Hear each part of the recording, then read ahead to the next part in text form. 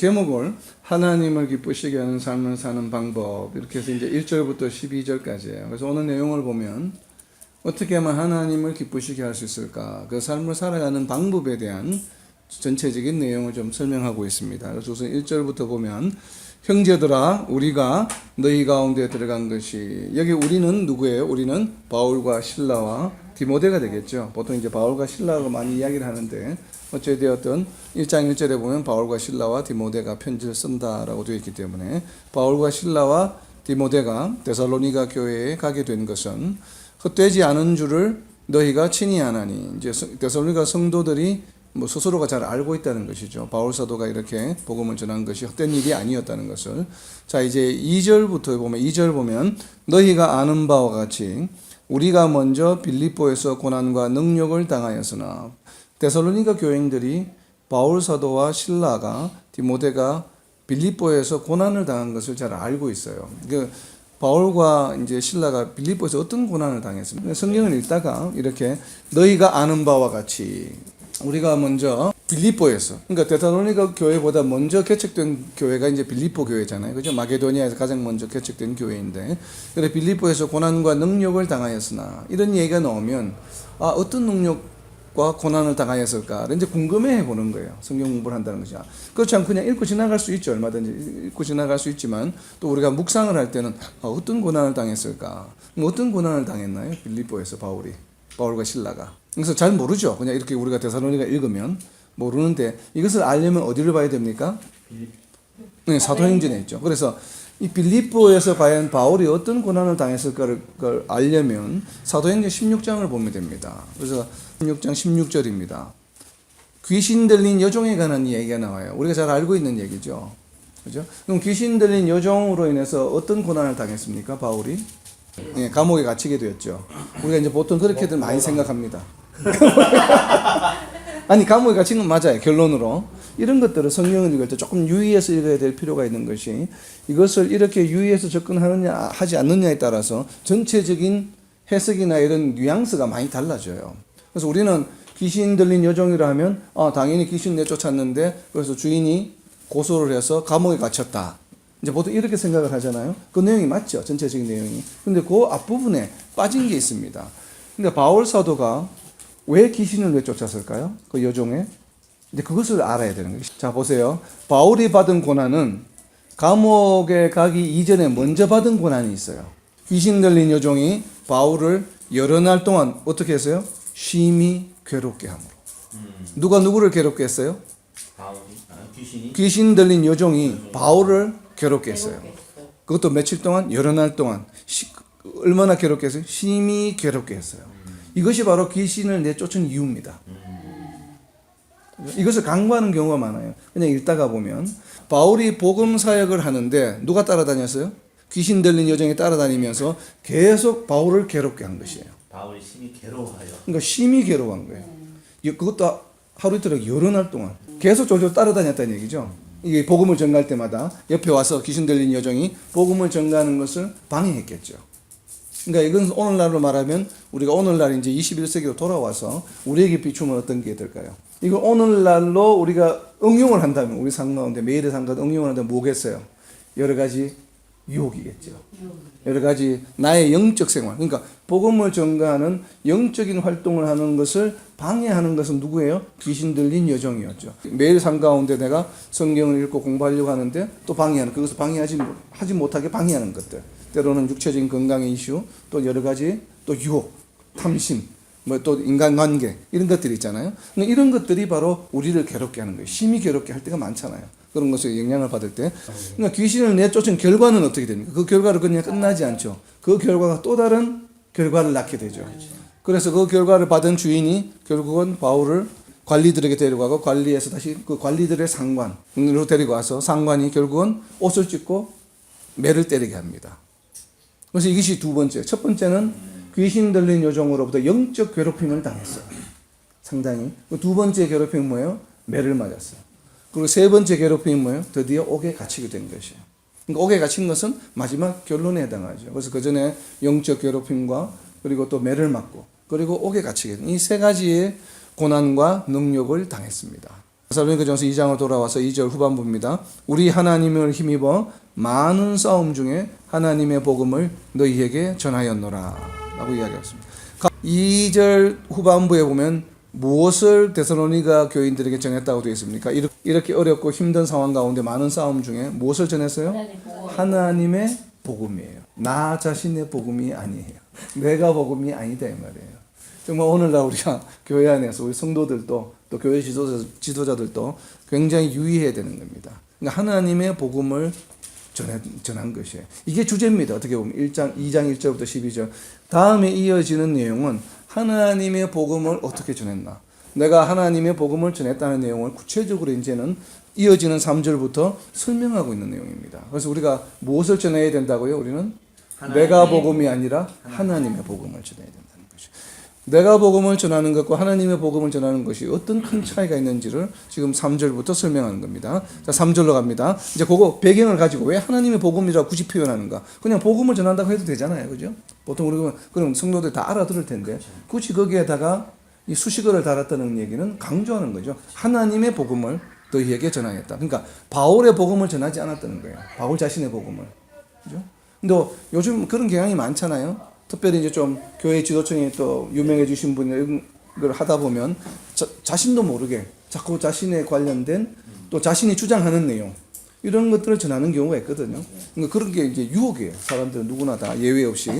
그런 유혹을 잘 이겨내고 바울 자신의 어떤 가지고 있는 능력, 지식, 지혜 이런 것을 전한 것이 아니라 오직 하나님의 복음을 전했다라고 하는 얘기입니다. 자, 이어지는 3절에서 그래서 이제 설명을 합니다. 우리의 권면은 이제 바울 사도가 실라가 디모데가 데살로니가에서 전한 권면은, 그럼 여기서 권면은 뭘까요? 대상은 데살로니가 교인들이죠.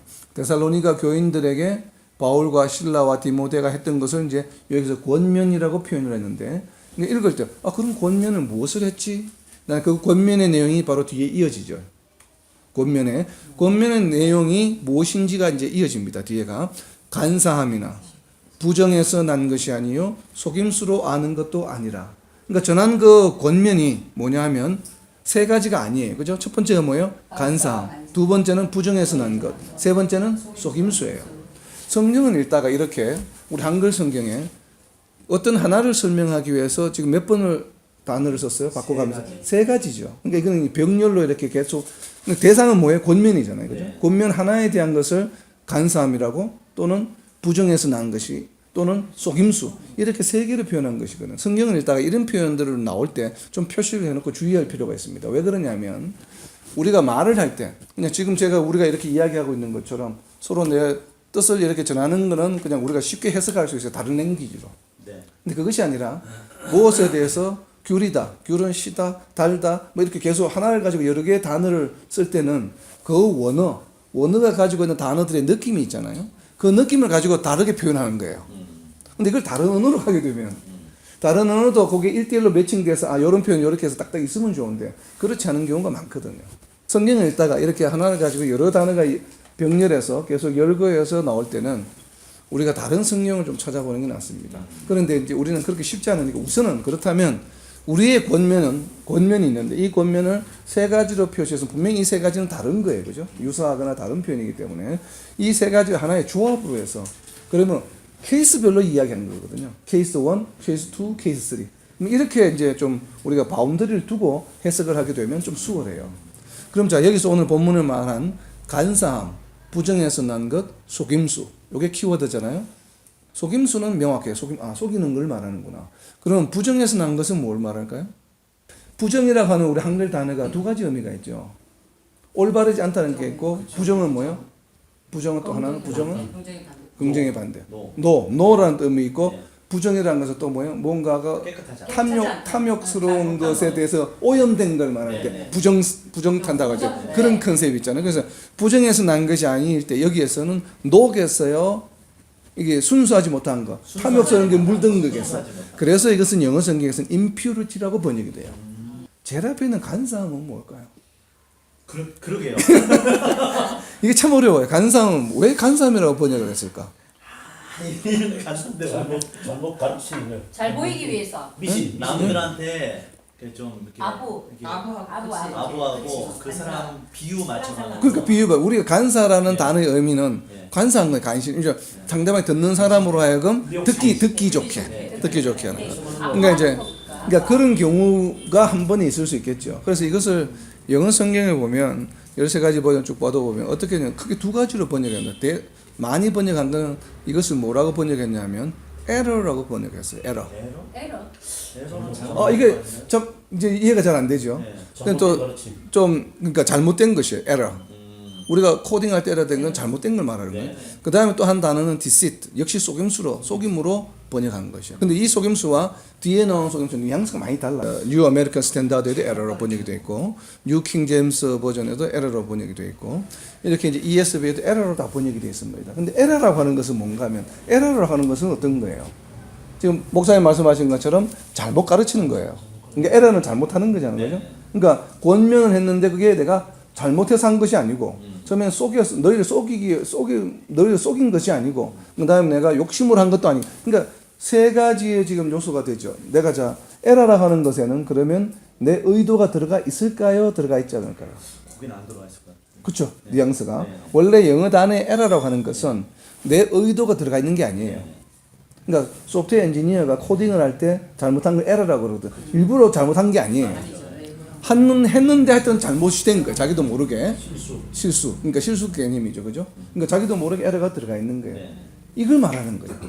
그러면 이제 세 가지 케이스가 되잖아요. 케이스 하나는 완전히 거짓말로 속이는 것. 하나는 자기 욕심에 따라서 하는 것. 하나는 뭐예요? 내가 의도하지 않았지만 나 자신도 모르게 이것이 잘못인 거예요. 근데 이것이 어떤 경우가 있을까요? 말씀을, 복음을 제대로 이해하지 못하고 나도 모르게 가르쳤는데 그것이 잘못된 가르침이었다는 거예요. 이것이 얼마나 심각하고 내 보시겠어요. 마음대로 그렇죠? 잘못. 그러니까 내 마음대로 한 건 아니에요. 내가 나름대로 했는데 내가 나의 무지에서 몰라서 그것이 에러였다 이 말이에요. 에러였다 이 말이에요. 내가 가르쳤는데 그것이 에러였다는 거예요. 나중에 알고 보니까 에러였다. 근데 본인이 잘못 배웠기 때문에 그럴 수 있죠. 그렇죠. 그럴 수 있다. 예, 그러니까 자기하고 자기 의지와 상관없이 내가 이거 나쁘게 하려고 한 게 아닌데 의적인 건 아니에요. 지나고 나서 돌아보니까 그것이 에러였다는 것이야. 자, 이런 뜻이 하나가 있고 아까 이야기한 대로 원래는 원래 요 세 가지 그룹. 근데 이 에러가 아까 이제 목사님 말씀하신 것처럼 우리가 간사함이라고 왜 굳이 한글에서 번역했을까 하면 성도들에게 듣기 좋은 말로 했을 가능성이 있어요. 이것도 배제할 수 없어요. 그죠? 그러니까 두 가지 케이스가 있었죠. 에러인데 내 의도와 상관없이 나도 모르게 그냥 내가 잘못을 하게 된 것이고 잘못 가르치게 된 것이고 하나는 뭐예요? 내가 이렇게 가르치고 싶었지만 그걸 가르치지 않고 듣기 좋게 가르치는 경우. 이 경우도 될 수 있겠죠. 근데 이 경우 상대방이 듣기 좋게 아마 가르쳤기 때문에 아마 한글 번역에서는 간사함이다라고 쓴 것 같아요. 그러니까 성도들이 듣는 사람이 듣기 좋게 하는 걸 간사하게 이렇게 이야기했다라고 아마 번역을 한 것 같아요. 그런데 이제 영어 성경을 쭉 비춰보면 저는 한글 성경 번역보다는 간사함보다는 그냥 내가 모르고 잘못 가르친 거라고 번역하는 게 맞을 것 같아요. 왜냐하면 상대방이 듣기 좋게 가르치는 것도 역시나 그거는 거짓 가르침이에요. 그죠? 속임수나 다를 바 없잖아. 그 마지막에 나오는 속임수. 그러니까 제가 이제 처음에 말씀드린 것처럼 이런 열거하는 단어들 나올 때 카테고리를 보라는 거예요. 그러면 속임수로 가르치는 게 한 카테고리는 일단 커버가 되잖아요. 근데 두 번째는 탐심에 의해서 나 자신의 개인은 사익을 위해서 가르치는 것, 탐욕에 의해서 가르치는 한 카테고리가 되잖아요. 그럼 남아있는 카테고리는 뭐예요? 나도 모르게 잘못 가르치는 경우가 남아야 되죠. 그래서 세 가지 됐으면 아마 이렇게 보는 것이 맞겠다. 그러고 그런 컨텍스트를 가지고 단어 하나하나를 번역하는 것이 좋다는 것이에요. 그러면 이제 이렇게 되겠죠. 우리의 권면은 내가 혹시 무지해서 잘못 가르쳤거나 아니면 내 탐욕에 의해서 내 사익을 위해서 너희들에게 가르쳤거나 아니면 내가 의도적으로 너희를 속임수로 가르친 것이 아니다 이 말이에요. 그러면 이제 원만하게 좀 리즈너블하게 해석이 되잖아요. 그러니까 성경을 공부할 때 우리가 그렇게 어프로치하는 게 좋아요. 그러니까 단어 하나만 가지고 우리가 접근을 하게 되면 헬라어 원어를 본다 하더라도 해석하는 데 어려움이 있다는 거예요. 그래서 가능하면 많은 그 학자들이 공부를 많이 하신 분들이 노력해서 번역해 놓은 다른 버전을 비교해 보는 것이 오히려 어떻게 보면 더 효율적입니다. 그래서 어떤 분들은 에러로 번역을 했고 어떤 분들은 아마 한글 성경처럼 간사하다고 생각했기 때문에 디시트라고 번역했을 거예요. 디시트는 속이는 거잖아요. 그러니까 좀 다른 방향으로 속이는 거예요. 마지막에 속이는 건 완전히 속이는 것이고. 그러니까 이제 KJV 같은 경우는 간사함을 디시트라고 했어요. 속이는 거. 그러니까 듣기 좋게 한다는 의미로 아마 했겠죠. 디시트. 이 경우에는 마지막 거는 뭐라고 했냐면 가이드라고 하는, 우리가 잘 모르는 단어, 가이드라고 하는 GUILE라고 하는 가이드라는 단어를 대칭해서 썼어요. 이 가이드는 굉장히 심한 속임수예요. 아주 나쁜 질이 안 좋은 속임수. 그러니까 그렇게 본 거는 KJV는 그렇게 번역한 거예요. 그러니까 미신 같은 거를 바울이 전한 여기서 권면이 뭐냐면 권면은 복음이에요. 그러니까 데살로니가 교인들에게 전한 복음에 대한 얘기거든. 복음이 세 가지가 아니다. 간사함이나 부정함이나 속임수가 아니다. 이것을 무엇에 빗대었냐면 로마 신화입니다. 그리고 이제 다른 그 방금 말씀하신 그 그리스의 팽배해 있던 그 미신들 그런 것과는 다르다는 것에 있어서 이 세 단어를 쓴 거예요. 그러니까 이 전체를 말하는 거예요. 그게 지금 성경책에 번역해 놓은 거는, 주석해 놓은 거는, 그러니까 전체가 그런 거예요. 그것이 아니고 내가 전한 복음은 무엇이냐면 이제 4절에 넘어갑니다. 그러니까 3절은 기존의 그리스인들이, 로컬 그 지역민들이 지금까지 자기네들 경험해 왔던 그리스 로마 신화, 그 다음에 각종 미신, 이런 것들과는 바울이 전한 복음은 완전히 다르다는 것인데, 또 그리고 그것을 전할 때, 그런 다른데 내가 이렇게 모르고 전했거나, 아니면 내 탐욕에 의해서 전했거나, 아니면 속임수를 한 것이 아니라, 그것은 무엇인가 하면 4절입니다. 오직 하나님께 옳게 여기심을 입어 복음을 위탁받았으니. 그러니까 기존에 너희들이 믿는 것과 다른 이것인데, 그것이 뭐냐면 무엇이 달라요? 하나님께 무엇을 받았어요? 옳게 여기심을 입었어요. 자, 이게 무슨 뜻일까요? 옳게 여기심을 입어 복음을 위탁받았어요. 이제 복음은 권면이죠. 권면에 대한 얘기예요. 이 권면을, 복음을 전할 것을 내가 위탁받았으니. 누구로부터 받았어요? 하나님으로부터 위탁받았잖아요. 그럼 여기서 하나님께 옳게 여기심을 입은 대상은 누구예요? 옳게 여기는 당사자는 누굽니까? 하나님이죠. 하나님이 누구를 옳게 여기셨어요? 바울을, 실라를, 디모데를 옳게 여기셔서 그들로 하여금 하나님의 복음을, 아까 앞에 나와 있죠. 하나님의 복음이죠. 하나님의 복음을 데살로니가 교인들에게 전하도록 위탁을 받았다라고 하는 얘기잖아요. 그죠? 그럼 자, 여기서 하나님께서 옳게 여기신다라고 하는 것은, 옳게 여기는 것은 어떤 것을 의미할까요? 이게 뉘앙스로는 이해가 되는데 이 부분만 가지고는 좀 이해하기가 쉽지 않아요. 그래서 나중에 뒤에 이어지는 부분을 보면 아, 이게 이런 의미 때문에 이렇게 표현했구나 알 수 있는데, 그건 어찌되었든 이제 이렇게 우리가 이런 문장 속에서 조금 이해가 되지 않을 때는 결국은 원어를 보는 수밖에 없어요. 그래서 이게 여기심을 받는다는 원어를 이제 우리가 여러 가지 도움을 얻어서 이렇게 살펴보면, 이 헬라어가 뭐냐면 도키마스라고 하는 단어인데, 이 단어는 그냥 우리가 이렇게 어프로브 해준다는 의미가 있어요. 승인을 해주는 의미. 승인을 해주는 건데, 특히 도키마스라고 하는 것은 어떤 의미인가 하면 자기 혼자서 내가 뭘 할 수 있게끔, 나 자신을 위해서 뭘 하게끔 승인을 받는 게 아니에요. 공공 서비스를 담당하도록 승인을 해주는 것이에요. 아, 우리 벵갈로를 치리하는 것을 하세요. 자기 부여를 하는 거죠. 시장, 뭐 군수 이런 것처럼. 그러니까 이 도키마스라고 하는 단어는 누군가에게 옳게 여기심을 받았다, 하나님으로부터 여기심을 받았다는 얘기는 하나님으로부터 일반 백성들에게, 데살로니가 교인들에게 복음을 전할 수 있는 자격을 부여받은 것이에요. 그런데 중요한 것은 헬라어에는 시제가 굉장히 다양하고 복잡합니다. 우리나라하고도 영어보다도 훨씬 복잡해요, 시제가. 여기서 사용된 시제는 뭐냐면 완료 시제예요. 완료 시제라고 하는 것은 일시적으로 일회성이 아니에요. 언제로부터 계속 지금, 우리가 보통 현재 완료라고 하는 어느 과거 시점부터 지금까지 계속 해오는 걸 말하거든요. 그러니까 여기 완료 시제로 쓰였어요, 이 단어가. 하나님으로부터 승인을 받았다. 승인을 받았다.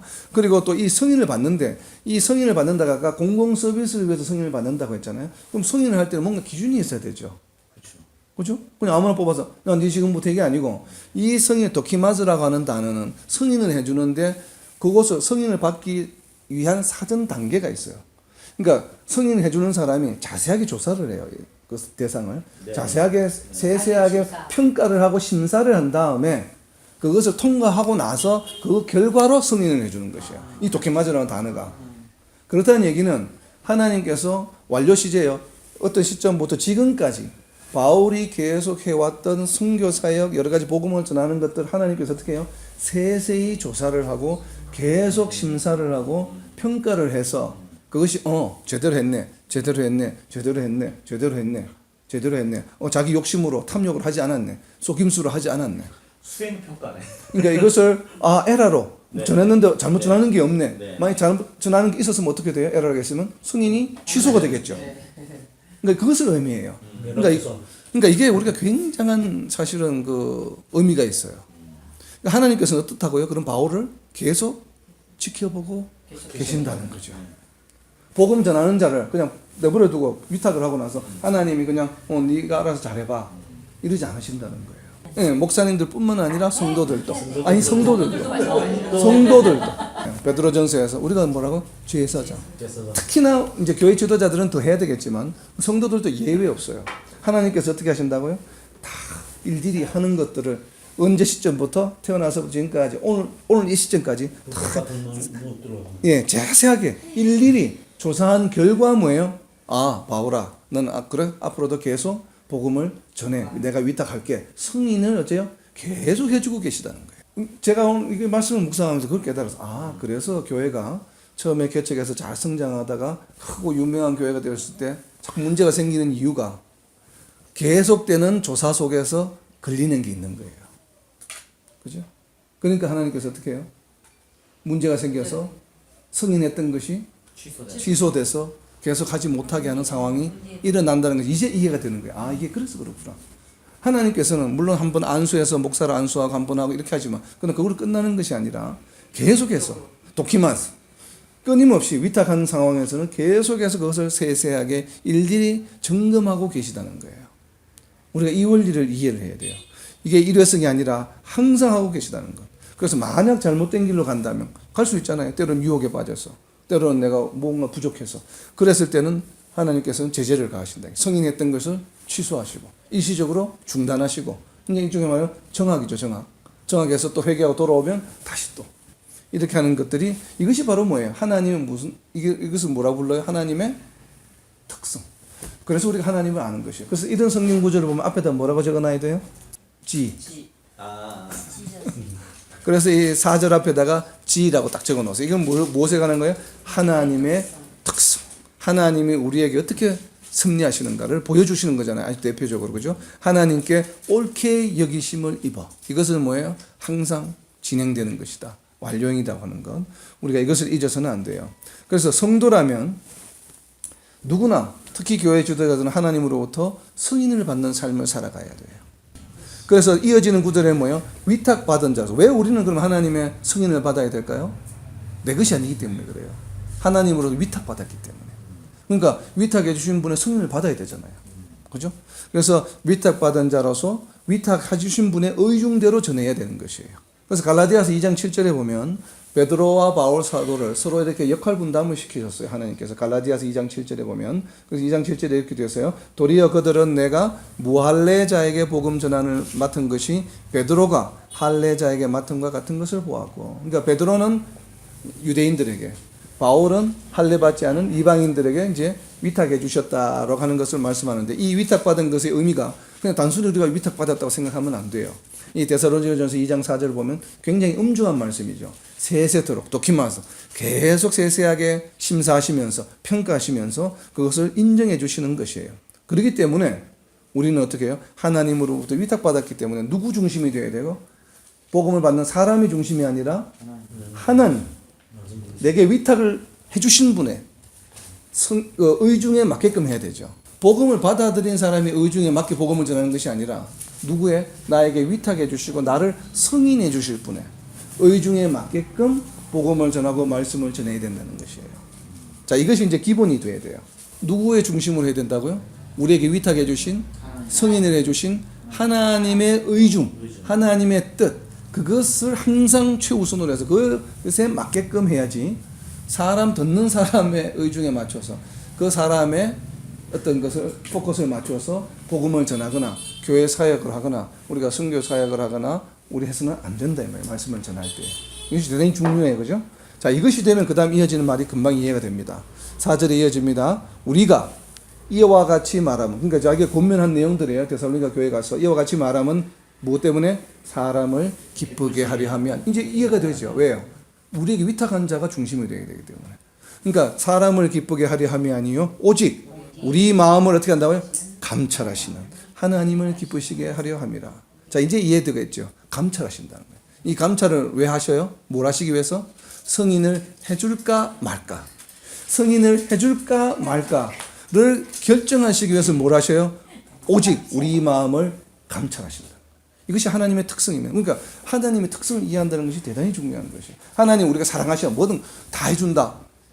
물론 사랑하시죠. 그러니까 우리가 이렇게만 이해하면 자칫 잘못하면 어떻게 돼요? 간사함의 결과가 나죠. 왜? 하나님을 제대로 우리가 이해하지 못하고 나도 모르게 에러, 잘못 전달하는 것이 되어버려요. 성도들을 잘못된 길로 인도해요. 그냥 무조건 하나님 사랑하시기 때문에는 하나님만 믿고 무조건 그렇게 그냥 살아. 이렇게 되어버리거든요. 이거 나도 모르게 에러를 범하는 거예요. 그것이 아니고 하나님은 어떤 분이세요? 우리가 복음을 전하고 말씀을 전하고 나누고 성도의 삶을 함께하고 성도 간에 그럴 때마다 하나님께서 뭐예요? 나의 백성으로 오케이, not 오케이, approve, disapprove 하실 것을 계속 뭐예요? 일시적인 일회성이 아니고 완료형으로 계속 보고 계신다는 거. 언제부터요? 태초부터 지금까지. 그리고 지금부터 언제요? 예수님이 다시 오실 때까지. 매일매일 감찰하시는 분이야. 그리고 매일매일 평가하시는 분이야. 우리 마음을 감찰하시는 하나님을 기쁘시게 하려 함이라. 그러니까 사람이 눈에 안 들어오는 거예요. 기준에 안 드는 거예요. 오직 누가? 하나님만 기준이에요. 그래서 복음을 전하는 것, 말씀을 나누는 것, 우리가 성도로서 살아가는 삶이 누구를 위해서요? 하나님을 기쁘시게 하는 아멘. 삶을 살아가는 것이에요. 굉장히 의미심장한 내용이죠. 3, 4절에 두 구절이 짧지만 그냥 읽고 지나가면 그냥 대수롭지 않게 읽고 지나갈 수 있는 평범한 구절이에요. 말씀 구절 자체가. 그러나 우리가 조금 묵상한다는 의미에서 말씀을 들여다보게 돼. 왜 이런 표현을 쓰고 계실까? 하나님의 복음이라는 표현을 쓰고 왜 위탁받았다고 하고 하나님께 옳게 여기심을 받는다고 이야기할까? 이것이 성경 공부하는 방법이에요. 그러다 보면 자꾸 이렇게 우리가 깊이 있게 이야기를 하게, 묵상해 보게 되잖아요. 의견을 나누게 되고 옳게 여기심을 받는다. 아, 이건 일회성이 아니야. 지속적으로 계속 이렇게 하셔. 그리고 또 거기에서 우리가 옳게 여기심을 받는지 안 받는지 알 수 있기 위해서 하나님께서 어떻게 하신다? 우리 마음을 감찰하신다.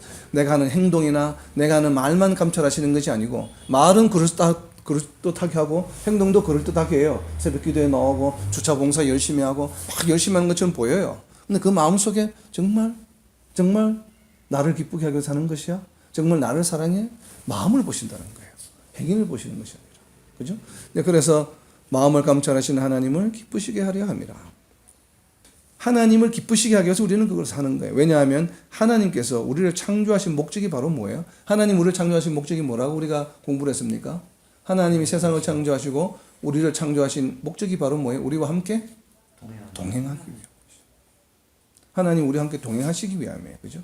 그러니까 복음을 전하다 보면 사람들이 기뻐하지 않고 또 거기서 꺼리는 자들도 있죠. 그래서 복음으로 전하다 보면 또 복음으로 인해서 불화가 일어나는 경우도 있잖아요. 믿지 않는 가정들, 또 뭐 믿지 않는 또 배우자, 또 믿지 않는 여러 가지 주변 사람들로 인해서 또 회사의 어떤 동료들로 인해서 우리가 이게 불협화음이 일어나고 불화가 일어날 수도 있습니다.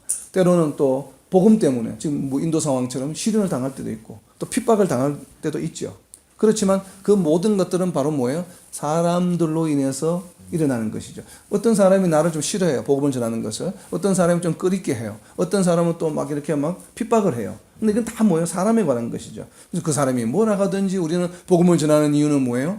하나님을 기쁘시게 하기 때문에 복음의 전진이 계속 이어질 수 있는 거예요. 시련과 환란이 있어도. 그래서 때로는 듣기 싫은 소리를 우리는 해야 합니다. 복음을 제대로 전하기 위해서는. 그 사람이 복음을 전했는데 그것이 좀 마음에 걸려요.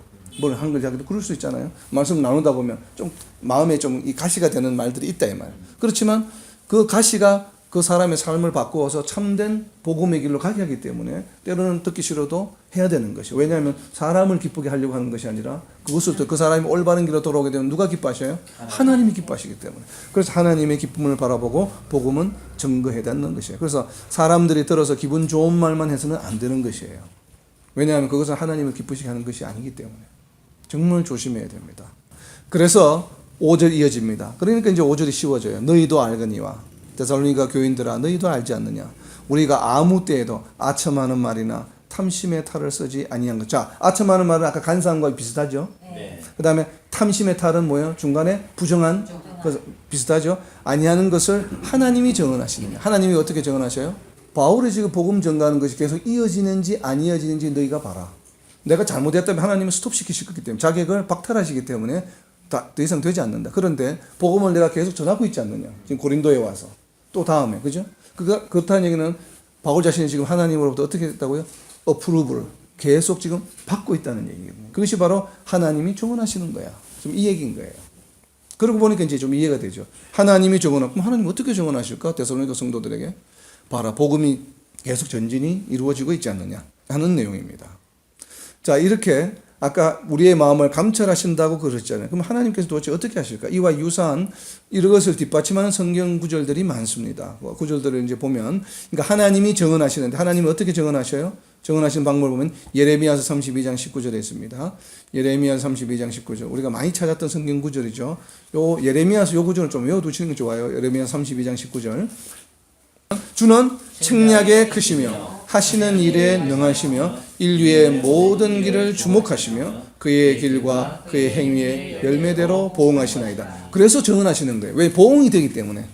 보응한 결과를 보면 어프로브 했는지 디스어프로브 했는지 알 수 있잖아요. 보응하시기 때문에. 그래서 하나님이 정언하신다는 표현을 쓰는 겁니다. 그러니까 하나님은 인류가 아담 이후의 모든 인류를 세세하게 지켜보실 정도로 책략이 크시고 하는 일에 능하신 분이라는 얘기예요. 그래서 모든 길을 주목하셔요. 성도들의 길만 주목하시는 게 아니에요.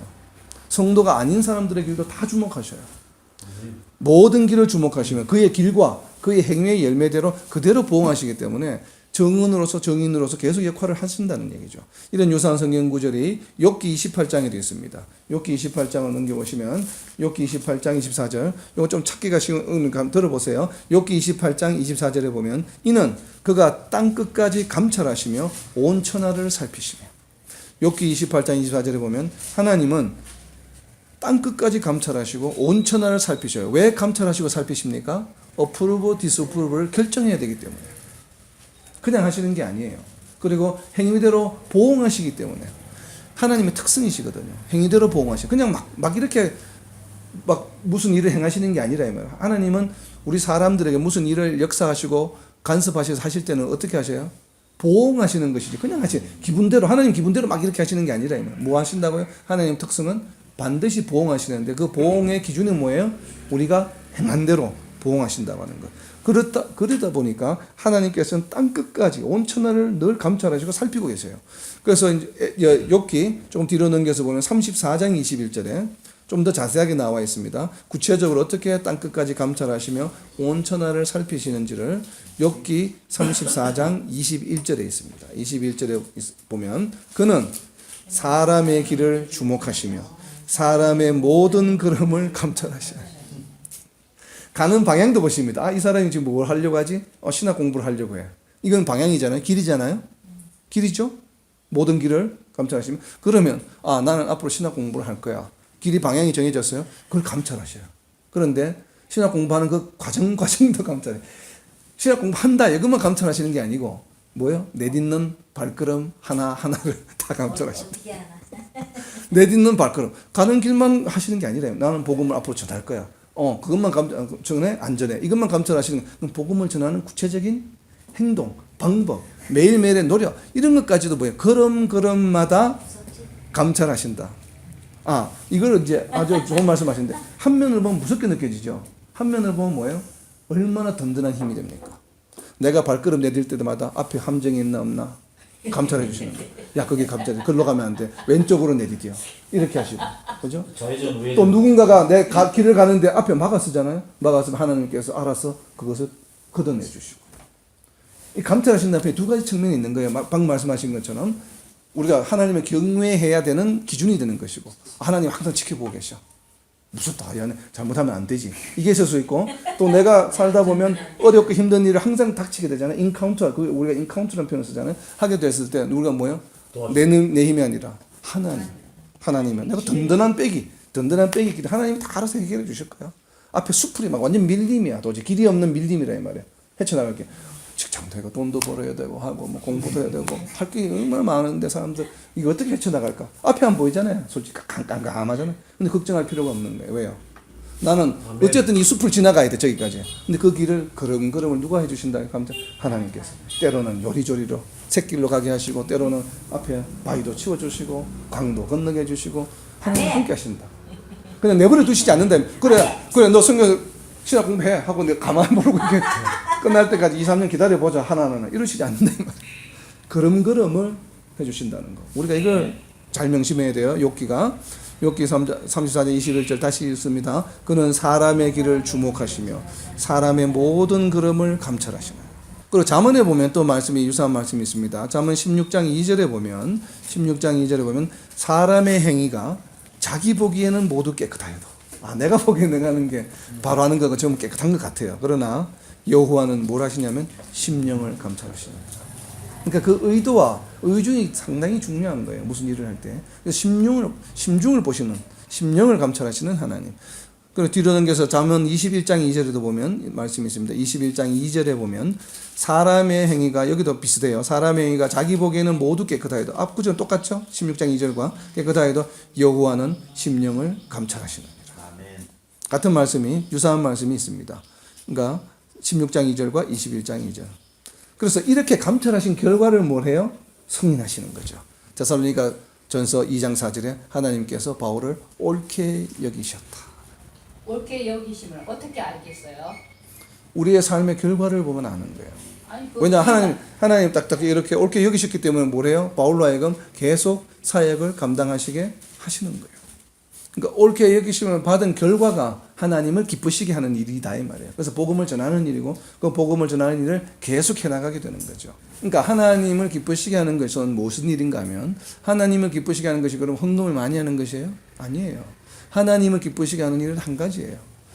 하나님과 동행할 수 있는 백성을 자꾸 많이 추가해 나가는 것이에요. 왜 하나님이 이 세상을 창조하신 목적이 뭐라고요? 하나님과 백성이 동행하시기 위함인데 그 동행하는 무리에 많은 사람들이 동행하는 무리 바깥에 있는 사람들이 자꾸 조인하도록 하는 것이 유일한 하나님의 기쁨이에요. 그 위에는 하나님의 기쁨은 없어요. 우리가 하나님이 기쁘게 해서 옆에서 막 이상한 동작하고 하는 것들이 다 이단이죠. 유사 종교들이잖아요. 그죠? 네. 하나님 기쁘시게 하기 위해서 바알신도 그렇고 뭐 요강이 뭐 이런 거 다 그런 것들이야. 이런 어떤 행위를 해서 하나님이 기뻐하실 거야 하는데 하나님이 기뻐하시는 건 단 한 가지예요. 하나님의 백성이 늘어나는 것이에요. 하나님 백성 울타리 밖에 있는 자들이 울타리 안으로 들어오는 것을 하나님이 기뻐하셔요. 그러니까 그 일을 감당하는 것이 하나님을 기쁘시게 하는 것이에요. 오직 한 가지입니다. 그렇죠? 근데 그 일을 우리가 계속 할 수 있느냐 없느냐를 누가 어프로브 디스프로브 해? 하나님이 하시는 것이에요. 무엇을 기준으로? 내 심령을 감찰하셔서. 그래서 감찰하시고 난 결과가 바로 정언하시는 거죠. 자, 이것을 역대하 16장 9절에도 이 말씀이 있습니다. 여호와의 눈은 온 땅을 두루 감찰하사 전심으로 자기에게 행하는 자들을 위하여 능력을 베푸시나니 이 일은 왕이 망령되이 행하였은즉 이후부터는 왕에게 전쟁이 있으리라 하네. 자, 선지자 하나니아가 한 이야기인데 하나님의 속성 중에 또 하나를 이야기해요. 여호와의 눈은 온 땅을 두루 감찰하셔. 지금까지 읽어본 거 있죠. 천하를 다 감찰하고 살피신다는 똑같은 말씀이잖아요. 같은 맥락이에요. 감찰하사 전심으로 하나님이 누구에게 하나님이 향하게 하셔? 전심으로 자기에게 향하는 자. 전심으로 성도들이 하나님을 향할 때, 정말 하나님을 사모할 때, 하나님께로 나올 때 하나님께서 어떻게 보응하셔요? 리액션 하셔요? 하나님의 능력을 베푸시는 거예요. 자, 하나님의 능력이 임하는 삶을 살아가려면 어떻게 해야 되겠어요? 그러면 자, 이게 질문이에요. 성경을 읽고 이렇게 질문을 만들어내는 것이에요. 우리가 하나님의 능력이 역사하는 삶을 살아가기 위해서는 어떻게 해야 될까요? 이게 질문이에요. 그럼 답은 어디에 있어요? 하나님께 어떻게 향해야 돼요? 전심으로. 일부만 향하면 안 돼요. 전심으로. 전심으로. 그러니까 이게 성경의 답이잖아요. 그러니까 이렇게 질문을 만들어 나가는 거예요. 성경을 보고. 그리고 또 이제 앞으로 넘겨서 역대상 28장 9절에도 보면 이 예가 있습니다. 이런 케이스가. 하나님께로 전심으로 나아갈 때에 하나님께서 능력을 베풀어 주시는 것. 그것이 역대상 28장 9절에 있습니다. 역대상 28장 9절에 보면 내 아들 솔로몬아 너는 내 아버지의 하나님을 알고 하나님 알아야 돼요. 온전한 마음과 기쁜 뜻으로 섬길지어다. 하나님께 나아가는 거죠. 향하는 거죠. 전심으로. 그랬을 때 하나님께서 어떻게 하세요? 여호와께서는 모든 마음을 감찰하사 모든 의도를 아시나니 내가 만일 그를 찾으면 만날 것이요 만일 내가 그를 버리면 그가 너를 영원히 버리시리라. 자, 우리가 하나님의 능력을 힘입으려면 어떻게 해야 돼요? 하나님을 첫 번째 뭘 해야 돼요? 알아야 되죠. 알아야 돼요. 그리고 온전한 마음과 기쁜 뜻을 어떻게 해야 돼요? 섬겨야 돼요. 그러면 하나님께서는 어떻게 해야 돼요? 온 세상을 다, 온 인류의 길을, 모든 세상을 다 감찰하시고 보실 수 있는 능력이 있으신 분이시기 때문에, 그리고 우리의 의도를 아셔요. 하나님 앞에서 우리가 하나님께서 모르시겠지. 아니면 뭐 내가 탐욕으로 부정한 것으로 오늘 우리 데살로니가 2장 4절에 있는 말씀처럼 두 번째 그죠? 부정한 탐욕으로 개인적 욕심으로 이렇게 하는 것을 하나님이 아신다 모르신다? 다 아신다. 우리의 의도도 아시고 우리의 마음 심령을 다 아시는 분이시다는 거죠. 그것을 신약에서만 이야기하는 게 구약에서 계속 강조하고 있죠. 이런 분이시라고 하는. 근데 이스라엘 민족이 이것을 제대로 깨닫지 못했어요. 그래서 계속 잘못이 반복이 되었어요. 그런데 이제는 신약에서는 차이가 뭐예요? 이스라엘 민족과 우리의 차이점이 뭐예요? 구약의 이스라엘 민족과 오늘날 성도에 있는 우리의 차이점은 뭐예요? 그들에게 없었던 것이 우리에게 있죠. 뭐가 있어요? 우리 안에 성령이 있죠. 성령이 우리 안에 계시기 때문에 하나님께서 우리 마음 안을 감찰하시면 거기에 뭐가 계시겠어요? 성령이 있죠. 그러니까 우리는 쓰임을 받는 거예요. 하나님 능력이 우리 삶에 임하는 거예요. 이게 구약의 이스라엘 민족하고 오늘날 우리 성도들의 차이점이에요. 큰 무기를 우리는 가지고 있어요. 우리 안에 뭐가 있어요? 성령이 계시기 때문에 하나님 우리 마음을 감찰하실 때 뭘 보셔요? 성령. 성령과 우리의 영이 함께하는. 그러니까 우리의 영이 따로 있으면 안 되죠. 우리 안에 계신 성령에 딱 붙어서 성령이 하자는 대로 하기만 하면 하나님 딱 감찰하실 때 성령이 이꼴 하나님이잖아요. 그러니까 이게 뭐 항상 어프로브, 항상 마음에 들어, 항상 맞아. 이거 나하고 똑같네 생각이. 내가 생각하는 내 의도하고 똑같이 하네. 왜요? 성령이 이끄시니까. 하나님이 이끄시는 대로 하면 하나님이 항상 어프로브를 받을 수 있는 삶을 살아갈 수 있다라고 하는 것이에요.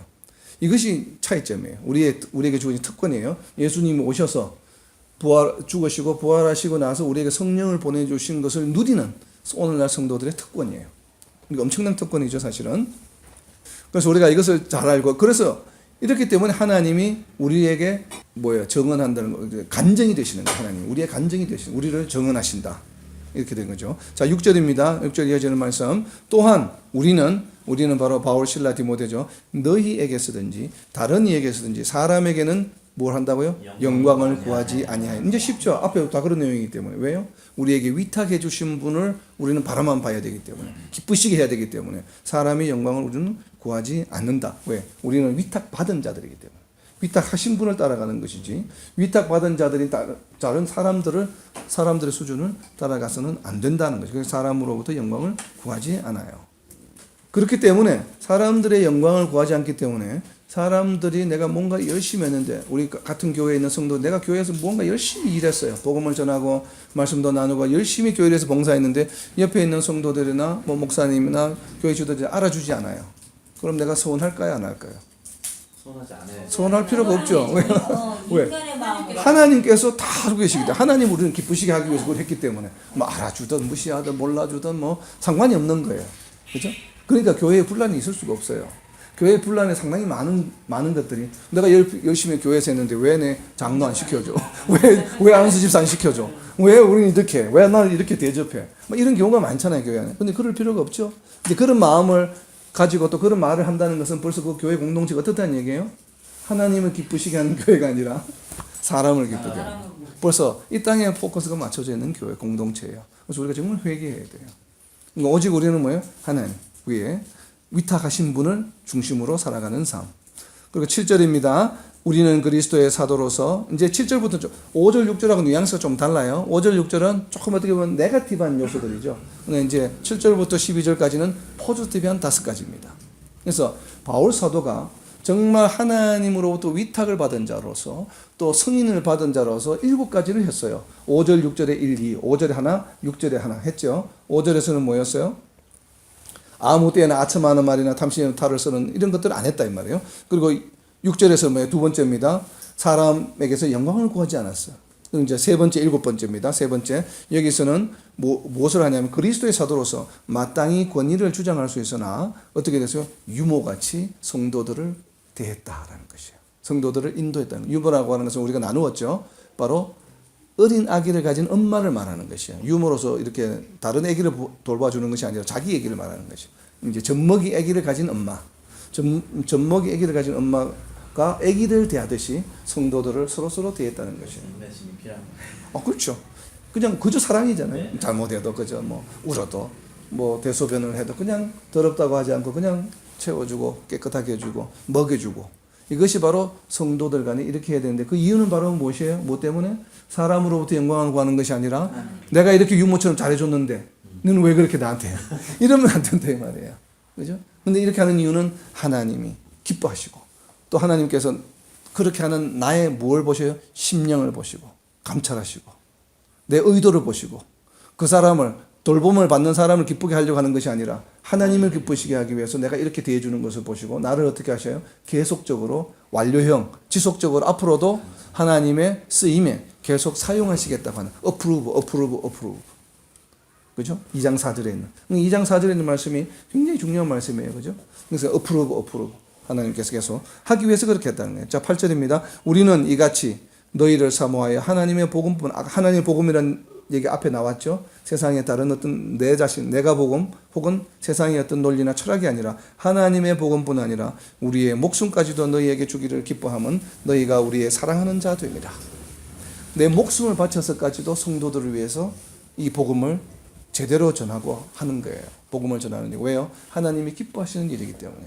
하나님의 관로 밖에 있는 자들을 하나님의 관로 안으로, 울타리 안으로 데려오는 것이 하나님이 가장 기뻐하시는 일이기 때문에 그것을 위해서 자기 목숨을 바친다는 것이에요. 바울 사도가 바로 이것이 네 번째입니다. 그리고 포지티브한 것이 두 번째였죠. 그리고 다섯 번째 9절입니다. 형제들아 우리의 수고와 애쓴 것을 너희가 기억하리니 너희 아무에게도 폐를 끼치지 아니하려고 밤낮으로 일하면서 너희에게 하나님의 복음, 또 하나님의 복음이죠. 계속 하나님의 복음이 반복이 돼요. 하나님의 복음을 전하였노라.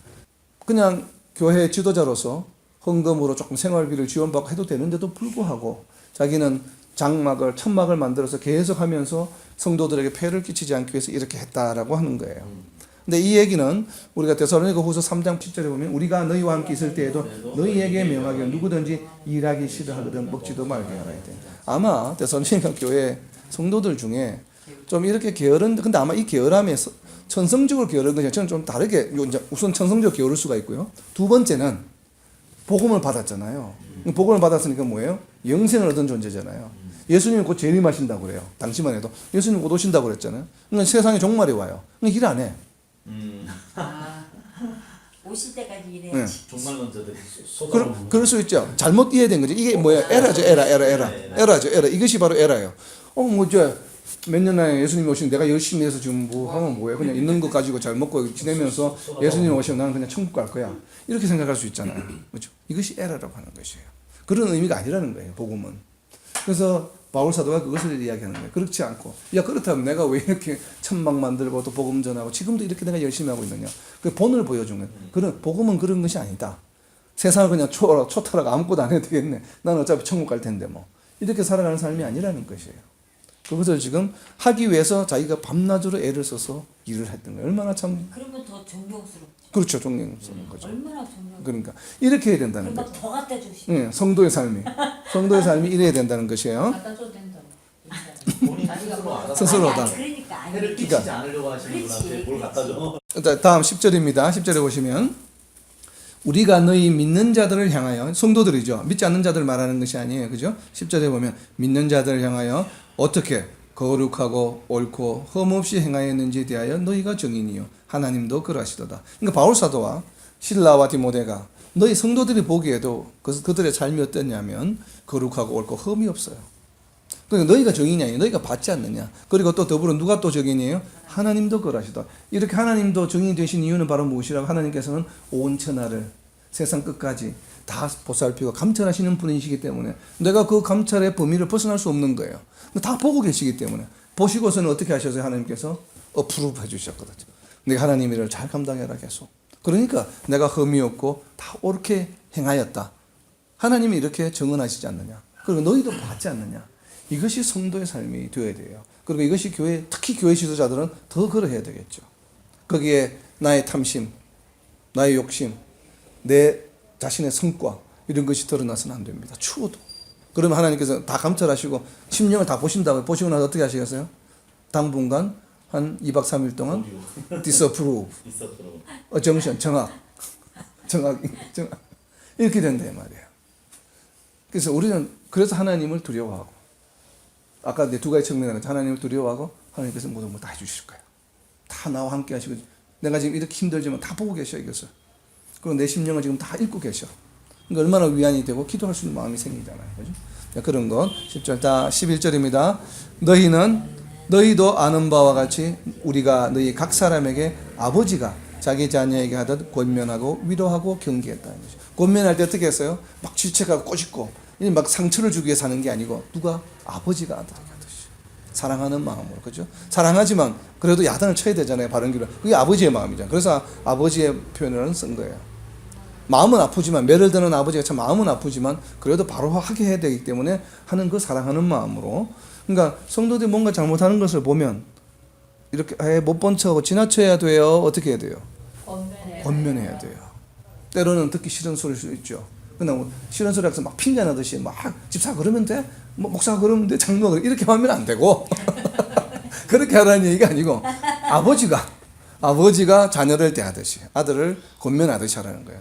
아버지가 자기 자녀에게 하듯 권면하고, 그리고 권면만 하면 안 되죠. 그게 뒤에 뭐가 따라요? 위로가 따라요. 이게 중요해요. 질책은 잘해요 사람들이, 그죠? 근데 그 뒤에 뭐가 위로가 따라. 이게 잘못하면 병 주고 약 주는 걸 말하는 게 아니에요. 언뜻 그렇게 생각할 수 있어요, 그죠? 그러니까 만약에 이걸 갖다가 스님 보고 고백하는 거예요? 이거 병 주고 약 주고 하면 이게 바로 뭐예요? 이게 에라예요, 에라. 이게 에라라고, 에라. 근데 좀 병 주고 약 주고 좀 네거티브한 개념, 뉘앙스가 있잖아요. 그러니까 그게 잘못하면 에라가 됐다. 그러니까 아버지가 자녀에게 하듯 권면하고, 그리고 또 매를 들고 나서 그것도 보듬어 주고 안아주잖아요. 위로하고. 그리고 또 경계는 뭐예요? 미래지향적인 거죠. 앞으로는 이렇게 하지 마라. 지금까지는 어떻게 왔든지 간에 앞으로는 이렇게 해라 저렇게 하는 것이 바로 경계하는 거잖아요. 경계까지. 경계. 그죠? 그래서 안 끝나고. 그러니까 권면하고 위로해주고, 그리고 잘 갈 수 있도록 어드바이저, 앞으로 이렇게 해라. 이게 인도자의 가이드의 역할까지 해주는 것이 바로 뭐예요? 성도들이 해야 될 일이에요. 성도 또 교회 지도자들이 해야 될 일이에요. 바울이 그렇게 했다는 것이에요. 실제로 그랬죠. 그래서 편지를 지금 쓰고 있지 않습니까? 이 편지들이 다 뭐예요? 경계잖아요. 경계. 교회에 문제가 있는 것을 질책도 하지만 또 그 가운데 위로하기도 하고 또 이렇게 하라고 권면하기도 하고, 그죠?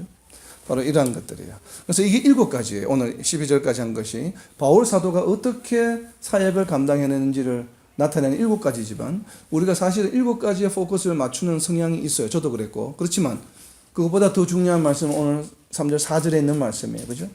이렇게 7가지를 하는 그 파운데이션, 베이스가 되는 것은 무엇 때문에 그래요? 우리가 위탁받은 자라고 하는 거예요.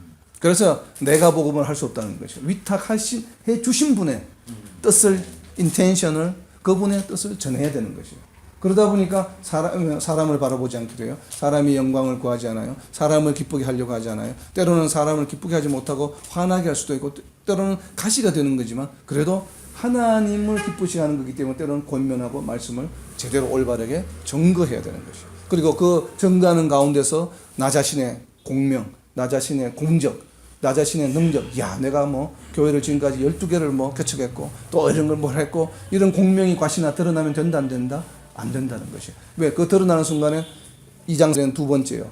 부정한 것으로 기인하는 것. 탐심에 의해서 한 것이 되어버려요. 내가 지금까지 거룩하게 잘 해왔는데 그 한순간에 그런 나의 공명심 때문에 이것이 거룩하게 잘 해왔던 일들이 일순간에 어떻게 변해버려요? 부정한 것에 기인한 것으로 되어버려요. 그러니까 정말 조심해야 돼요. 우리가 지금까지 앞으로 살아가면서 계속 이렇게 이제 열심히 할 텐데 그것을 한순간에 물거품으로 부정한 것을 만들 수는 없잖아요. 그죠? 그래서 우리가 항상 우리 자신의 심령을 잘 다독거려야 돼요. 그래서 주변 사람들의 칭찬에, 특히 주변 사람이 칭찬할 때 경계해야 돼요. 왜냐하면 대부분이 그렇거든요. 교회가 커지고 주변 사람들이 받들기 시작하고 자꾸 그분이 하시는 말씀에 무게를 두기 시작하고 주변 사람, 그러다 보니까 자기 자신도 모르게 교만해져요. 자기도 모르게. 그렇게 되게 돼 있어요. 사람은 누구나 연약한 존재이기 때문에. 그럴 때에서 조심하도록, 이건 내가 한 것이 아니야. 다 내려놓아야 되는 것이. 그래서 바울 사도가 특정 교회의 목사님이 아니잖아요. 이거 보면 얼마나 많은 교회를 개척했어요. 근데 어떤 교회에서도 내가 담임 목사가 원로 목사야. 맞아요. 뭐 이런 게 컨셉이 없잖아요. 네. 뭐예요? 자기가 한 게 아닌 것이기 때문에. 하나님께서 다 하신 것이기 때문에. 그냥 나는 그저 뭐예요? 위탁 받은 자로서, 에이전트로서 그죠? 그냥 대신한 거예요. 교수. 대신. 선생님. 그래, 선생님. 대신. 대행한 거예요, 대행. 네. 대행한 것이기 때문에 나는 한 것이 아무것도 없어요. 마당새. 예, 마당새. 그래서 둘러쓰지 않습니까? 마당새가 둘러쓰잖아, 둘러쓰.